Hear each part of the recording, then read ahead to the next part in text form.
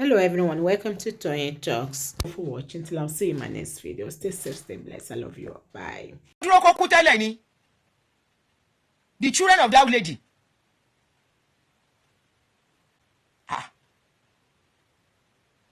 Children are be sister.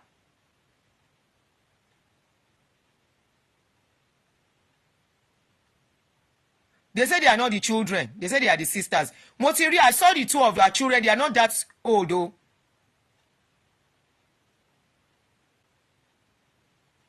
They say they are the siblings. They say they are not the children. I saw the children this morning. They are not that old. At the most vulnerable moments, wọ́n dẹ̀ tẹ́ lady yẹn sílẹ̀. Wọ́n dẹ̀ gbé sí public. Such moments is not meant for the public. It's meant strictly for the family. Now, those sisters, whether it's sister, whether it's children, or whoever they had to her, my question to them, now question I go ask, how do they want their own last moments to be, irrespective? I saw the children. Thank you for that. Feyikemi. Olórúkọ wa. They were not even crying. They were too composed. You know, in this country, in our country, we consider why as regular. That lady was buried 24 hours, which is understandable because she's actually from a Muslim background. But my question is, did they even do autopsy to find out her death was natural? I am not insinuating anything, but the siblings that slept her, that was sitting down surrounding her, those young girls. Ṣé àwọn ọmọ sí ò tiẹ̀ bẹ̀rù ni? Wọn ò bẹ̀rù. Apart from bẹ̀rù, wọn ò ní emotions. Even me, I have never seen this lady. I don't know her.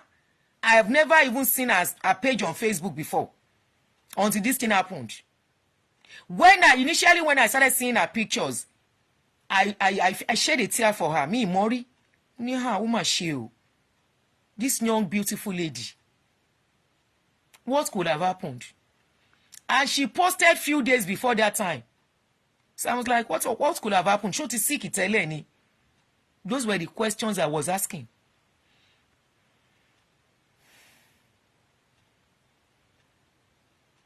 And I saw the sisters sitting around, laughing. One day might laugh hysterically, but they were too calm. They were way too calm to be suspected. Ṣé wọ́n retí kókú tẹ́lẹ̀ ni? Because when that video was done, less than 24 hours that they did that video. What is wrong with us? What is wrong with us? Even this Oyinbo that you people want to start copying. When Oyinbo posts the something of somebody like that, you will see that soberness. You will see the sadness.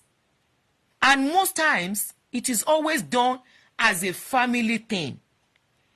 When did somebody crying? Ẹni tí ó rò pé òun fẹ́ kú tó dẹ̀ kú. Many of you that are doing this kind of nonsense, do any one of us wish wípé lọ́jọ́ kẹ́yìn wa tá bá ti dákẹ́ for our picture, irú picture bẹ́ẹ̀ yẹn, for it to be shared with the public? You might find this awkward, but to me it is not. I'm a realist, like I told you. I told my children, especially my daughter, that I know she's always in charge of things. Pé Ọlọ́run, nígbà bá máa dákẹ́ jẹ́ kí n dákẹ́ síbi táwọn ọmọ mi wà. I said I don't want Nigerians. I don't want a lot of people at my burial. My daughter said, Mommy, don't. I said, I have to talk about it. I said, the only people I want at my burial are you and few friends. And nobody should take my picture. Nobody. I said, the only people allowed to take my picture are you. you and your siblings, take the picture for memory's sake and not to be shared with anybody. Because it seems we have now become people that lack empathy. Every one of us will go one day. Everyone, kò sí ẹni tí ò ní lọ. Ìgbà tí a máa lọ ni a ò mọ̀. Ṣé tí a bá wá lọ, ṣàfẹ́ kán tẹ́ wa, kán tẹ́ àsìkò wa, ìkẹyìn wa, kán tẹ́ sí gbangba ayé bẹ́ẹ̀ yẹn. For what purpose? For what reason? Yeah, she's a public person, but the dead deserve respect. They deserve privacy, because at that moment they are vulnerable. They cannot talk anymore. But if they are given chance to talk, they will say, "Don't put me outside." I'm yet to see, except probably an old person. I am yet to see a young person that will say, "When I go, display me to the public. Let them say whatever they like to my corpse." What is wrong with us as a people? What are we becoming? Is it that these siblings are happy that this lady is gone? Because bó ṣe lọ, you will now take charge of your property. Àbí? Property tẹ̀yìn máa lura yín pa sí lórí kìí ṣe pé. You are looking at what she left behind. That is why you are happy she's gone. That now you can take charge. That now you are in charge. You can walk anywhere you want in that house that she has left behind. But trust me, ẹ máa lura yín ṣe léṣe lórí ẹ̀ tẹ́ ẹ bá ṣọ́ra. Ẹni tó kọ́lé ti lọ. Ẹ̀yin kọ́ lẹ kọ́. What is wrong with us? I didn't see any sign of sadness in that video. I refuse to repost that video because it is too nauseating for me.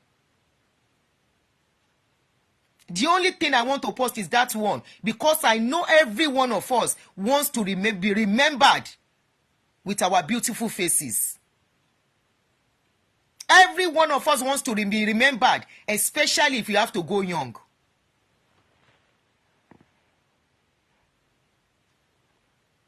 We want to be remembered with our beautiful faces, not our vulnerable moments, not at our weakest. Social media is messing families up. I don't know whether you want to use it as a content creating or you want to use it as a fundraising. The woman has enough money, so she doesn't need the public to give her money. She has enough money.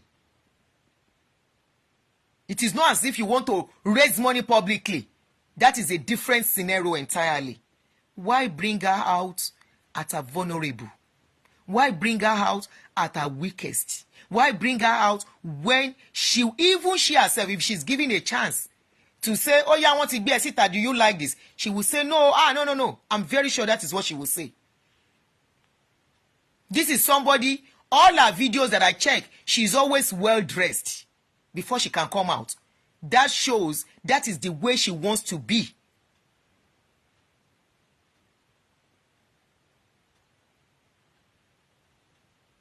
Then that property she's leaving behind, I hope you guys will not drag it with her children, because we have one mentality in that country.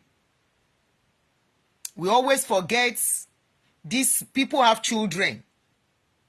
She's the owner of her children. She's the owner of her property. I hope this kind of siblings tójú wọn dá. Àwọn siblings tí wọn ò láàánú, ọmọ ìyá, ọmọ bàbá, tí wọn ò ní àánú tó ò ní value fẹ́ni tó ti lọ and respect.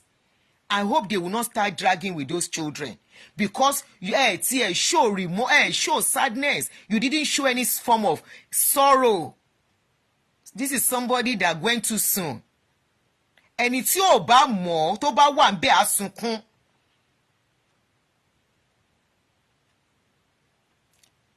And you can comfortably lie beside her, taking videos, smiling stylishly. Ẹ̀yin tẹ́ ṣe léyìí ṣé ẹ̀ ní gbẹrù lórí àwọn ọmọ ẹ̀, because she worked for her children, not for you. And I hope she has a will. I hope she has a will. This is why when they tell people, once you start acquiring property and you have children, start writing your will. It doesn't mean you will go. But in case, is it that these siblings have been waiting for this guy, for this lady to go? Were they prepared? Because Kini yóò pé 24 hours. Kò tí ì ṣe wípé bóyá ó ti pé 1 week. Kò tí ì ṣe wípé ó ti pé 3 weeks. Kò tí ì ṣe wípé bóyá ó ti pé 4 weeks. Within 24 hours, are you telling me you have gotten over that grief? That is supposed to be a grief. Dark moments, dark time, sorrowful time, sober time. Where you don't even know where your phone is. What is wrong with us since this advent of phone? That you have to record everything. And because you want to record her, ẹ wá ṣojú fúrú, ẹ ṣojú yín frẹ́nprẹ́nprẹ́, you started recording. Where is your... You didn't even grieve that lady. You didn't even mourn her. You are not mourning her. Lose anything. Tẹni tó kú ló gbé. Now this is a big lesson. Tó bá ti ní àwọn family bí ọ̀tá, má kú torí tiwọn.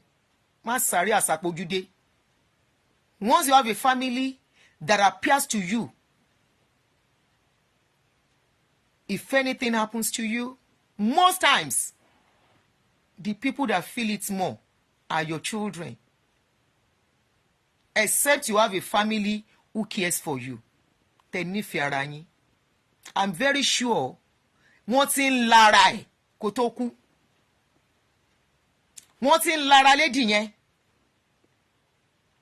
Now, they will go into her wardrobe and start wearing her clothes. People that can stay with her like that, wọ́n á ti máa wo nǹkan tó fẹ́ kó nínú ẹrù ẹ̀. They will be looking at what they want to pick already. It's so sad. Very sad. What is wrong with us as a people? Stop picking your phones. Stop recording the dead and they are vulnerable. It's very wrong. Except they are old. Record old people. Your mother when they die is okay with very old. But ask your mother before you do it. That will you want them to record them and put them on social media? Before you do it, put yourself that when you die, would you want to be seen on social media with cotton wool in your nose and mouth, with the way they want to put you in the grave? Ask, do you want it? You yourself, do you want it?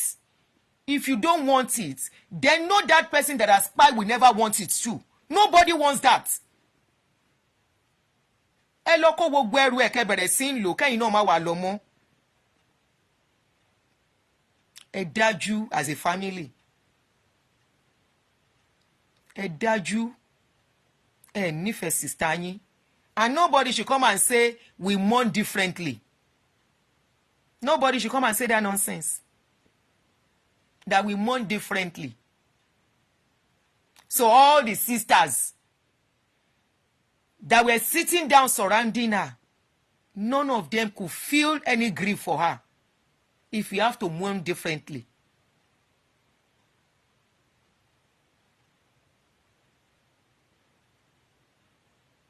Egbe rubbish and nonsense. Egbe sórí social media. Are you telling me you are celebrating her? Is that celebration? No. You are ridiculing her. You are ridiculing her at her weakest. At the most vulnerable moment, and every human being on this earth is going to be. Gbogbo wa, including myself, we are all going to get to that stage one day. Tí apá ò ṣe gbé mọ́, tí ẹsẹ̀ ò ṣe gbé mọ́. Hello, Tim. Yeah, I'm on live. I'll call you as soon as I'm done.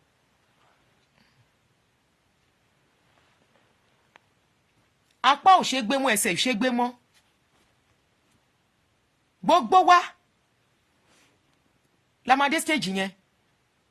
Ṣé tá bá wá dé stage yẹn, do we want to be treated that way?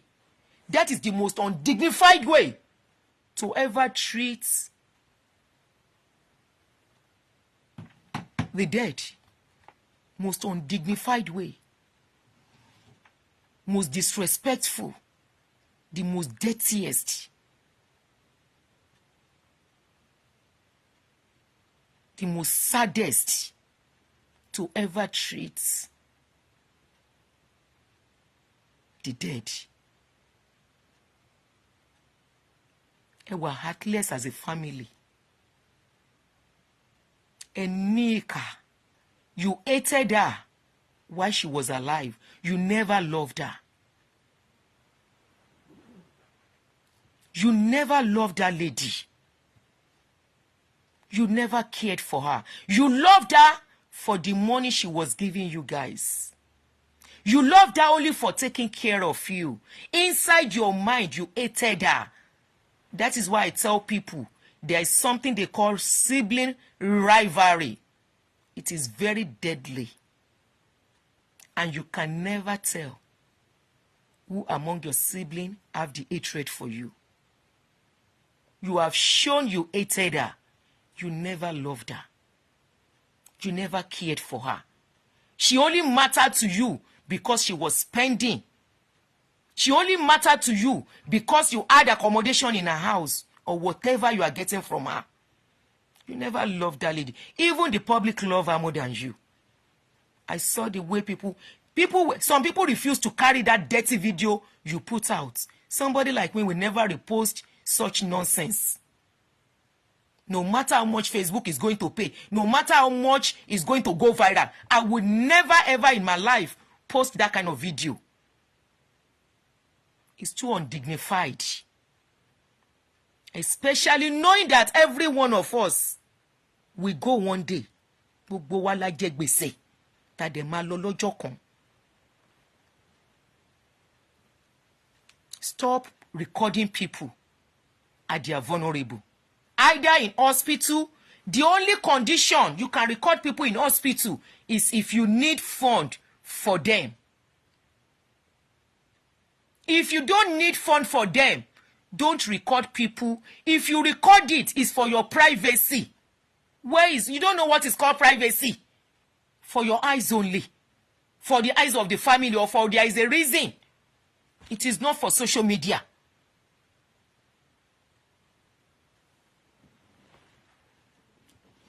Bombay, I saw it. Emi Oba won't swipe, but I was able to see it for a few seconds, and because it's not something interesting. It's not something I want to see, but I saw it. Facebook keeps bringing it. Probably because I posted something for her. And it even took me a while before I could post her. Sad news is not something that is easy for me to post. Ọmọ kékeré kú. She's ọmọ kékeré. 39. Irú àwa yìí lè bí lọ́mọ tó bá yẹ pé 39 ni. Omi ìpòyì níyà. Omi ìpòyì lè ní bàbá. The children are there. You want those children to start seeing this kind of a thing. How do you want them to get over the grief? Mama, it's like you don't know what grief is. For people who matter. For people who that lost, it matters to. The picture, we haunt them for life.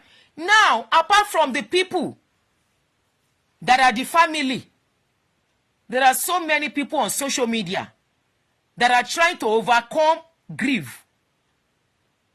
Saying that, we give them PTSD. Seeing something like that, We hunt them. Seeing something like that, we take them back to where they are coming from. It's not everything we post.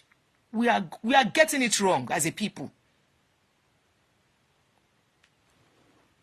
Things like that. Tóyìnbó bá máa post it. In fact, wọ́n wà lórí social media àwọn òyìnbó dáadáa. Àwọn Americans níbí. They filter. There are some things they want to post, they cover the face. But we throw everything into social media. We throw everything and everything. What is wrong with us as a people?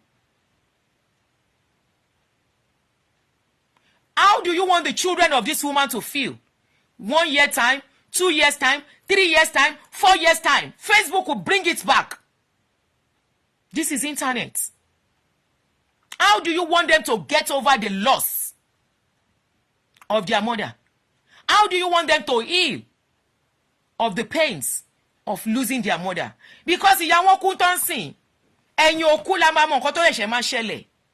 Tẹ́ òkú bá kú tán, wọ́n ní ká díjú, ká wo ẹni tó fẹ́ ni, ká ṣe bí ẹni tó ti kú, ká wá wo ẹni tó fẹ́ràn wa, ká sùn, àbí ká rìn ká fẹsẹ̀ kọ́, ká wá wo ẹni tó máa ṣe wá pẹ̀lẹ́.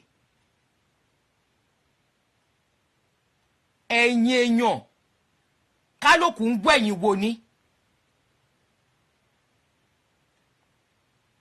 Very soon, all of you will start showing your color to those children.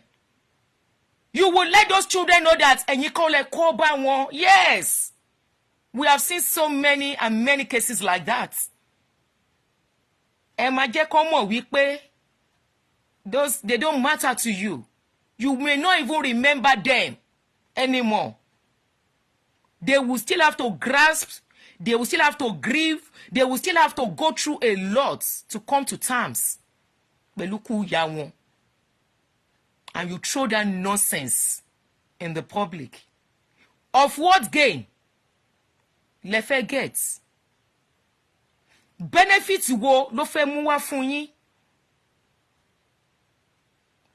1 year's time, 2 years' time, 3 years' time, when those children will think they are okay, they will suddenly stumble on that video again. How do you want them to get over it? How do you want them to come to terms and accept, because there are stages to losing somebody? There are stages.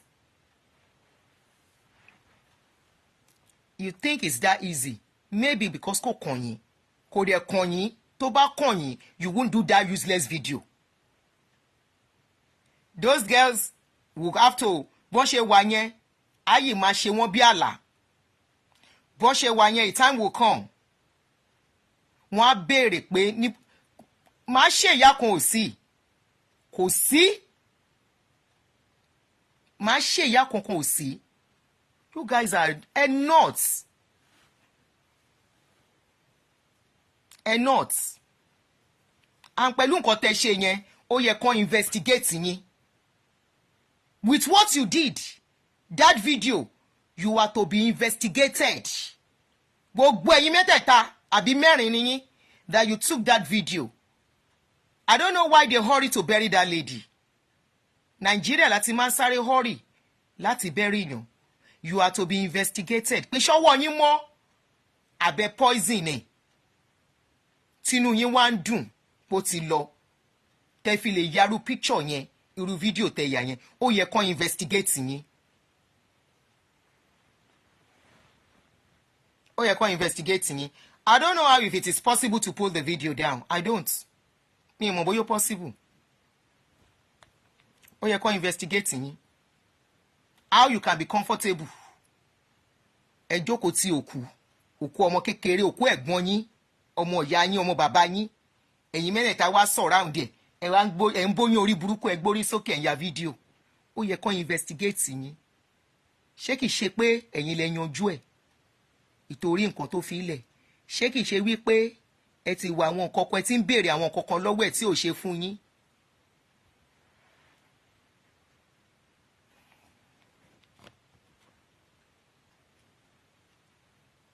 I still saw the video today. Mo yìí rí fídíò yẹn lénìí. It's not something I want to look at me, but I record it. Báwo ló ṣe fẹ́ pull it down? Báwo ló ṣe fẹ́ pull it down? A video that is on TikTok already. Oh, except the only way they can do it, it is possible. Let them go to every content creator because a lot of people are posting it for content. Tí wọ́n bá jẹ́ni tó láàánú, it is easy. Let them go to everyone that has posted it and beg them to please pull it down. Fúnra wọn. They should go to the inbox of all these people. Don't repost it and say, please, can you please pull this video down? Around videos being on, everybody want the best of their moments to be out, not their bad moments. Not their sad moments, not their last ending. Now, another thing, Timothy saw, they were talking about the way he was buried and all that. Emi Orinye, I didn't see that, and I wouldn't be able to talk much on that. But I saw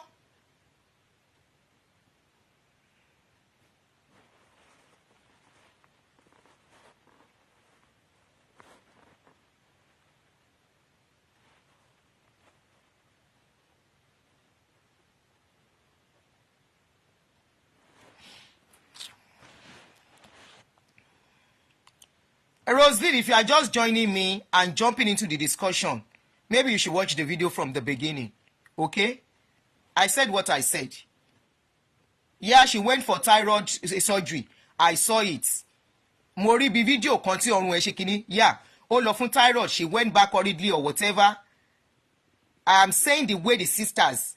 So we can just conclude. No, we can't just conclude. Pé nǹkan tó pa nìyẹn. Is in Nigeria you just conclude. I don't know where. I think you live abroad too. Ṣé wọn ní short autopsy kan tó bury yàn? Ṣé wọn ní ṣe findings? Wọn ní béèrè questions. Right? Èèyàn kú, ẹ̀gbọ́n wọn kú, gbogbo wọn surround ẹ̀ wọ́n rẹ́rìn. Wọ́n ya video. Ní the same day. How did they get themselves together? How did they get themselves together so fast? How did they get their emotions together so fast? To carry video at that time, and the next thing is to start recording. At that moment, if there is anybody that will take video, cameraman ni not àwọn. Kò yẹ kí wọ́n rí ọwọ́ láti gbé fóònù dání time yẹn.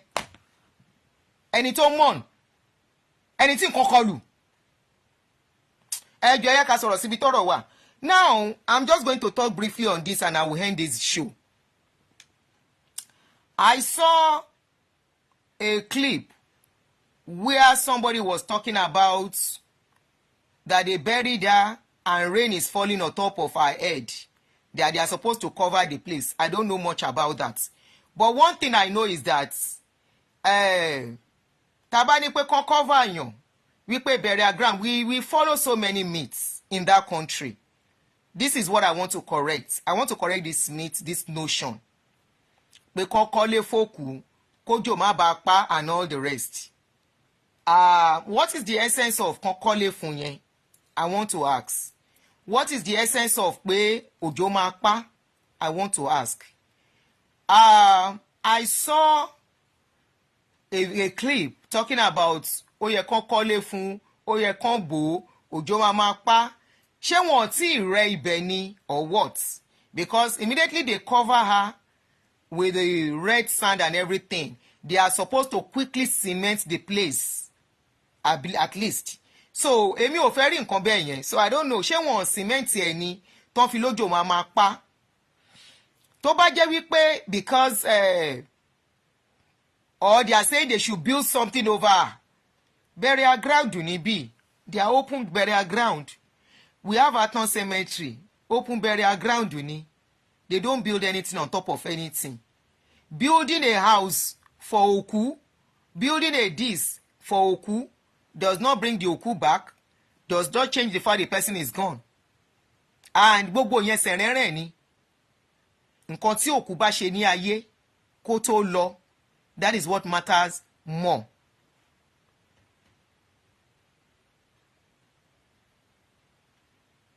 When somebody goes, what matters before you go, ló matter.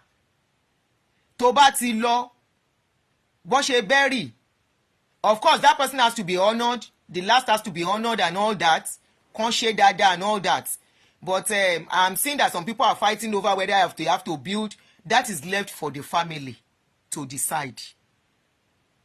So I'm not going to talk about that. I am only pissed the way they made the last moment of this lady.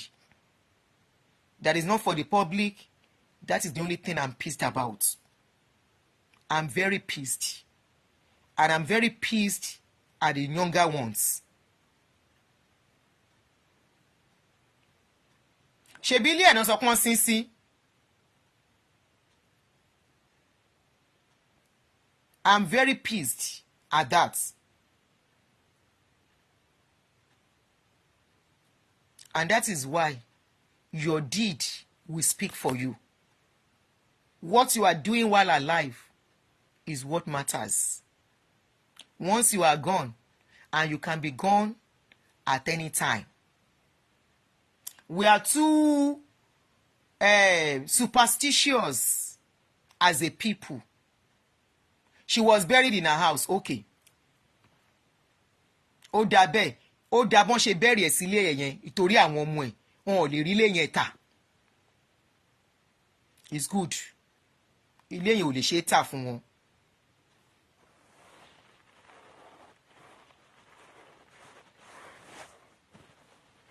I'm just so pissed at the way the siblings.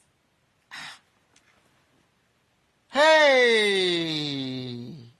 Ẹni tẹ́yìn ò mọ̀ rí rárá gan àbí ẹni tẹ́ kàn jọ mọ̀ casually tó bá lọ èèyàn ń bara jẹ́. This is somebody ẹjọ́ ń jẹ, ẹjọ́ ń mu, ẹjọ́ ń sùn, ẹjọ́ ń ṣe conversation. You have done a lot together suddenly and you are so comfortable.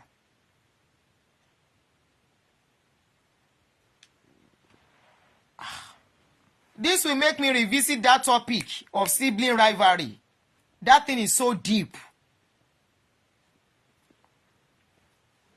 Sibling rivalry. Àìmọye ọmọ ìyá Wùsà. And that is why when I saw her children, it's good enough. Elubogbodo, how are you, my sister? No single tears. Thank you, Olori. Ọláwọ̀nyí. No single tears. Lójú àwọn ọmọ yẹn. Mi fẹ́ gbé fídíò yẹn wọnú fídíò yìí ni. Mi ò dẹ̀ really farabalẹ̀ wò. But no single tears. Wọ́n dájú kú. Àwọn ọmọ ìyá Wùsà. Àwọn ọmọ ìyá Wùsà. Wọ́n ti mú lọ́tà ti pẹ́. Òun ló ṣe easy fún wọn láti gbé fóònù. Máa ya fídíò. Vulnerable moment ẹ̀gbọ́n yín. Nonsense. Wọ́n tiẹ̀ sober. Omi ò jábọ́. Wọ́n tún dọ́gbọ́n smile. Àwọn ìkà ọ̀dájú àbúrò. Ìkà ọ̀dájú. Ogún tó filẹ̀ máa lọ jẹ́. Ẹ lọ gbé kẹ́yìn náà má fi sílẹ̀ mọ́. Sibling rivalry. Wọ́n ti ní sínú ti pẹ́. They now saw an opportunity. Tí wọn bá ní sínú, it won't be easy for them that way. If they truly love her. À ń rí àwọn òyìnbó ta ní wọ́n sunkún púpọ̀. À ń rí wọn tí nǹkan bá ṣẹlẹ̀ sí wọn bí náà. Wọ́n lè má wéèlì báwa ṣe ń wéèlì. Omi yẹn máa dà pẹ̀rẹ̀pẹ̀rẹ̀ lójú wọn ni. Tí wọ́n á máa fi kíní nù lẹ́ẹ̀mẹ́wàá. Tí wọ́n á máa fi tíṣù. Wọ́n á fẹ́ sọ̀rọ̀ báyìí wọn ò ní lè sọ̀rọ̀. Ẹ wá sùn. Ẹ sọ̀rọ̀ àmì dára yín. Ní táìmù yẹn. Abẹ́ gbàjẹ́ ni. Ṣáwọn ladies yẹn gbàjẹ́ ni. Àbó ní nǹkan kan.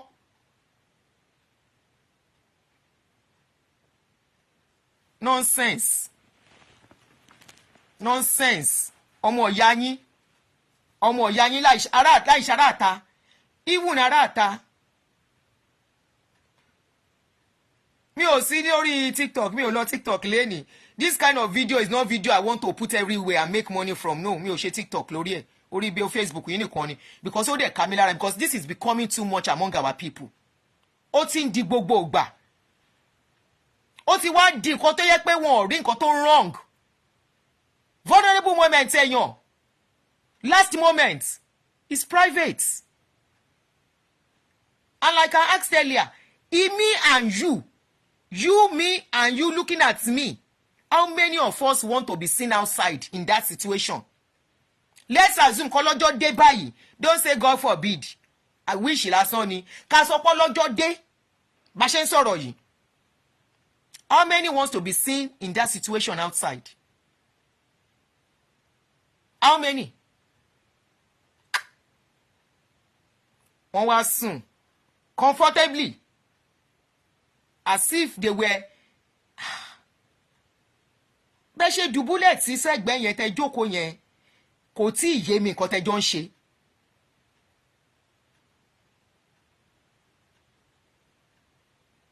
Àwọn ọ̀dájú àbúrò wọ́n ti hé tí ẹ ti pẹ́. Ọlọ́run má jà tẹ́ni tìkà. Ọlọ́run má jà tẹ́ni tìkà. Ó dẹ̀ ń ṣe fún yín, I'm very sure. Ẹ̀ ń gbà lọ́wọ́ ẹ̀, ó ń tọ́jú yín.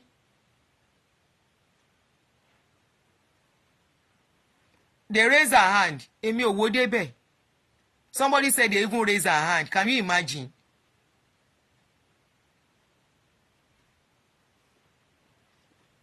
Can you imagine? Kí lẹ fẹ́ gain by putting that video outside? Ẹ ti announce mo ti lọ. That beautiful pictures táwọn èèyàn ní, those beautiful pictures everybody ní lọ́wọ́ is what they should have used to celebrate her last moment. This is somebody that wants to come out. You see her looking her best all the time. It shows she wants to be seen as a beautiful soul all the time.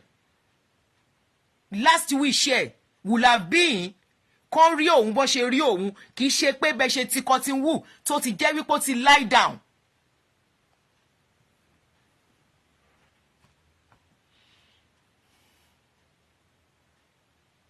Èyí tẹ́ ṣe yìí mèyọ̀ bóyá gbogbo nǹkan tó ń ṣẹlẹ̀ láàrin ẹ̀yin àti siblings yín bóyá àṣírí yẹn wà ní hàn síta, because people will start asking questions.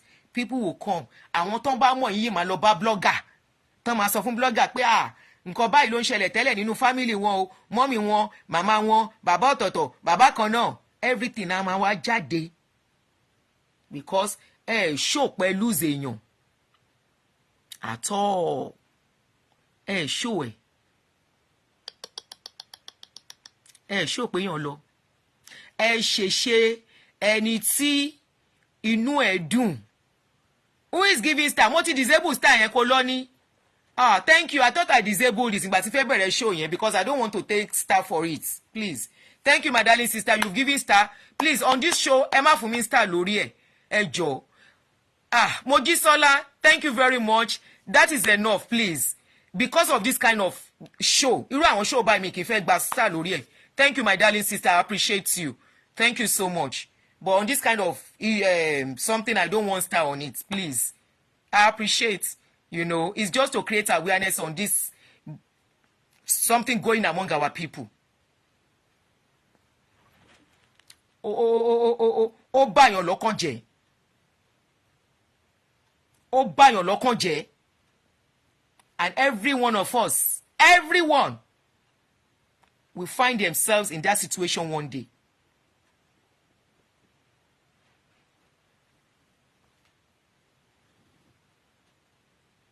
Now, that will make us to believe what the baby father said, that he called her. Thank you, Mojisola. I really appreciate. On other shows, come and give me star. Thank you. I really appreciate you, my darling sister. On other shows, come and give me star. You understand? I hope you are not offended. I thought I disabled it when I was to start. Mo rò pé mo disable ẹ̀ ni.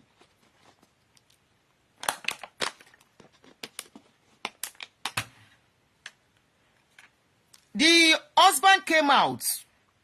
When I saw that video where the husband was talking, mo kọ́kọ́ fẹ́ wò pé, but now, with what you guys did, there is need to believe that man. There is need. If you want wípé nífẹ̀ẹ́, you never loved that lady. So possible, the lady must have been going through something. And she now called the ex-husband and said, look, please come and take charge. Help me, this and that. Most likely. And the man said, he said, give your property to the lawyers because of the children. The only way they can do this thing is to get a lawyer. Ẹni tó bá mọ̀ wọ́n tó close má wọ́n mú ẹ̀. Mi ò sọ àwọn àbúrò yẹn o. Àwọn àbúrò yẹn ọ̀tá ẹ̀ ni wọ́n. I'm not talking about those the younger sisters. They never loved her. Maybe anybody that is close to those children, they should go and get thank you, Tunde. They should go and get a lawyer for those children that will secure all her property. Her money in the account, wọ́n kọ lẹ́tà sí, kò sí ẹni tó máa gba ìdáhùn jáde nínú ẹ̀. Àwọn ọmọ yẹn nìkan tán bá ti wà of age. They should quickly make move because wọ́n ṣe wà yẹn. Àwọn tójú wọn dá yẹn, what they will be looking out for is how to steal. So that means something has been happening, and you confirmed something has been happening between you and your sister by the way you behaved. I believe that man now. I'm not always in a hurry rush to do show. I take my time. Because I was just in the lady's video, then I saw that Oriburuku video that you guys did, then I saw the man, then I went back to the video again. I said, okay, this man may not be lying. So what they need to do, if there's anybody that knows those children or the father of those children, let them call a lawyer. A lawyer on time. Wọ́n á dẹ̀ lọ ṣe letter of administration. And those children, àwọn náà ní property wọn. You never like that lady. Those siblings never like that. For that lady to call her ex-husband, ó ní nǹkan tó ojú ẹ̀ ti rí, ó ní nǹkan tó ń ṣẹlẹ̀, and àwọn àbúrò ẹ̀ yìí, they actually show something was wrong between them. There is what sibling rivalry is real among our people. Don't let us deceive ourselves. Sibling rivalry is very, very real. That brother, that sister that you think loves you might not love you. It's too clear that they had issues. It's too clear that lady has been managing some things among the siblings. Tó fi pe lady yẹn. Tó fi pe ọkọ ẹ̀, ex ọkọ ẹ̀. These whites that introduced this social media to us, they don't do what we are doing. They don't. The way we throw the vulnerable outside, the way we throw their picture, their videos outside. I have treated this sibling rivalry sometimes ago, very, very long time ago. It's very, very real, and it's common. It doesn't matter if you are from the same mother or the same father. It can be the senior sister, the senior brother, or it can be the junior or the junior sister. Ẹ ti rí bí ọ̀tá yín, ṣóhun nìkan ni, kìnìkan, ẹ ti lára ẹ̀ kó tó kú dáadáa. Òun náà ti wá rí, ó ti bẹ̀rẹ̀ sí rí oríṣiríṣi. Ó ti rí oríṣiríṣi, ó yá pé ex-husband. Daddy Lágbájá, please come closer. You know one thing, let me tell you one thing. Somebody that wants to go, when it is their time, they usually do some awkward things. Òbúyọ̀ òun náà ti rí pé òun lè má pẹ́ lọ ṣe pé má nìyẹn just this January, according to what I read on the social media, just this January. Let me look for that post. I saw it somewhere this morning and read it out for us. Egbin kí lẹ tún bá mi porúkọ ẹ̀ please. Egbin Orun mo ti rí. I've seen it. Let me look for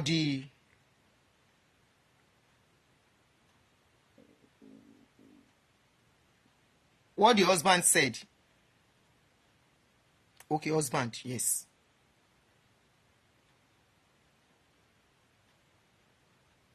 I want to read out what the husband said. Just hold on, please. Okay, I can even play it for you to hear it.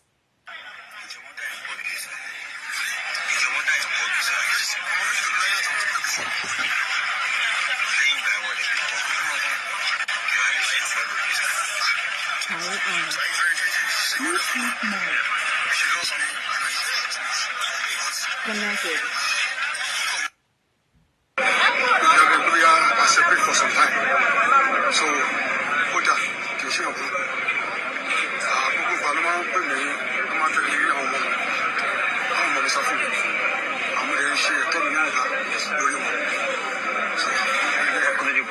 kí ló ta lè sọ fún gbogbo àwọn ènìyàn àti pé lórí àwọn ọmọ yìí kí ló tí ó máa ṣẹlẹ̀ lẹ́yìn ilé ìṣá.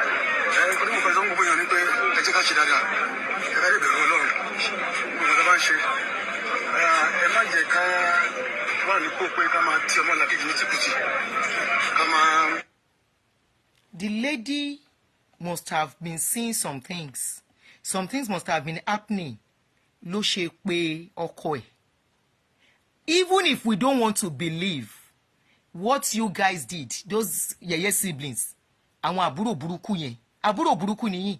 In case you are watching me, you are nothing but àbúrò burúkú. Full video is on YouTube. Okay. Mi ò ní fẹ́ sọ̀rọ̀. This is the last time I'm talking about it. I wouldn't want to. I will go and watch, but I don't want to talk about it anymore. It's not something palatable at all. It's not something that one should dwell on.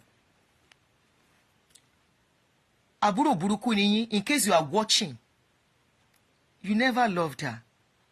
That lady, understand. There is even another video he just did not long ago. Okay.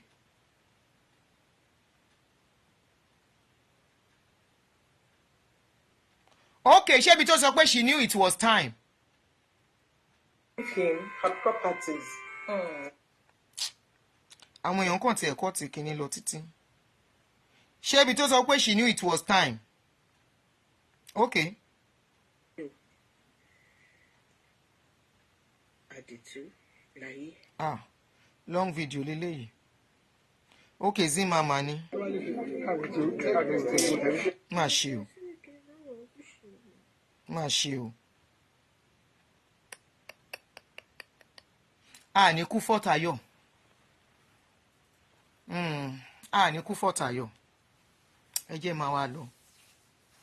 Àwọn ọmọ ẹ̀ káwọn fámí kí bàbá wọn kó dúró táwọn ọmọ yẹn. Àwọn ọmọ yẹn náà ní property bàyá wọn. Àwọn náà ní is not for family. Torí olórí kórí nìyí. Ẹ̀yin tẹ́tí lè ṣe nǹkan tẹ́ ṣe yìí. Ẹ fojú àwọn ọmọ yẹn rí màbo. Káwọn ọmọ yẹn náà dẹ̀ gbà wípé àwọn ò ní ìyá mọ́ lẹ́yìn Ọlọ́run àti bàbá àwọn. Kò sí èèyàn. I don't know if she has family. She still has a mother or father. But she should not. Those children should not even think that they have family. Because àwọn eléyìí. Àwọn tó lè máa rẹ́rìn. Tó lè ya fídíò. Tó ń gbé fídíò òkú ẹ̀gbọ́n wọn tí ò pé 100. Tí ò ń ṣe pé 70. Tá a bá ní pé òkú àgbàlagbà ni tó ti ní grandchildren. Her mother is late. You see? Maybe she's even the one that is training them láwọn ọmọ kọ́ ọmọ yẹn o. Bóyá òun ló ń tọ́ wọn o. Lẹ́yìn pé káwọn ọmọ yẹn tó ń bá fẹ́ ṣe ní ti káwọn ọmọ yẹn pariwo wọn síta. Kọ́ pariwo wọn síta. Nonsense and wickedness from sibling. Ọlọ́run á wá àwọn ọmọ tó fi sílẹ̀ nǹkan kò ní ṣe wọ́n lágbára Ọlọ́run. Nǹkan tí ìyàwó ò ṣe wọ́n á dúró ṣe wọ́n á ṣe jù bẹ́ẹ̀ lọ. Ibi tó fẹ́ kán dé tó fẹ́ káwọn ọmọ ẹ̀ dé wọ́n á dé bẹ̀ wọ́n á kọjá bẹ̀. Àwọn ọmọ yẹn ò ní family o. There is no aunty kankan bì kan. Because they never showed any sadness, any grief. Irú àwọn eléyìí wọ́n á ti máa lọ dóko padà. Àwọn under 24 hours that could take that kind of video. she built for her junior sister. So the same junior sister náà ló ya photo tán bá ya photo yẹn. Oh, ní tẹ́nítì kà. Ẹ má jà sọ̀rọ̀ gẹ́gẹ́ máa lọ. Ẹ jẹ́ máa lọ.